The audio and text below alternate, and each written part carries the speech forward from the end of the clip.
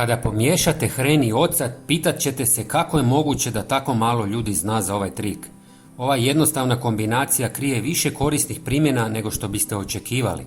Pokazat ću vam kako je možete iskoristiti na nekoliko različitih načina. Zato svakako ostanite do kraja videa.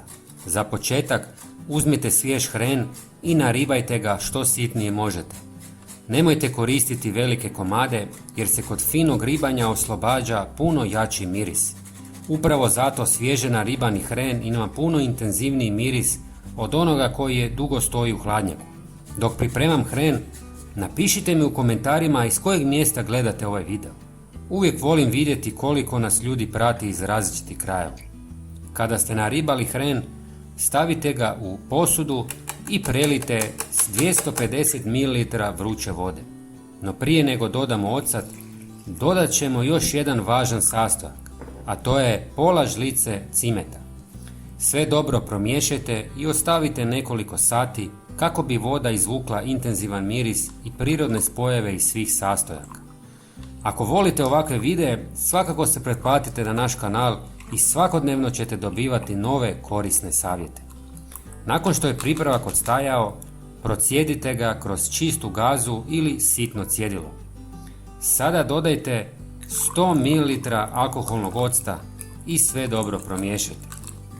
Ulijte tekućinu u bočicu sa raspršivačem i vaš pripravak je spreman. Sada smo došli do najzanimljivijeg dijela. Ovu mješavinu možete koristiti na više različitih načina. Prva primjena ove mješavine mogla bi vas najviše iznenaditi. Intenzivan miris hrena, octa i cimeta odbija mrave, žohare, muhe, komarce, pauke, smrdljivube i druge štetočine. Dovoljno je poprskati mjesta na kojima ih najčešće primjećujete, poput ulaza, prozora, terasa ili tamnih kuteva. Insekti odmah bježe. No mogućnosti ove mješavine tu ne završavaju. Ocat pomaže ukloniti nečistoće i neugodne mirise sa različitih površina. Ako dodate još malo vode, ovu otopinu možete koristiti i za brisanje podova. Nakon čišćenja na površinama će ostati miris hrena i cimeta, što može pomoći da određeni insekti neko vrijeme izbjegavaju ta mjesta.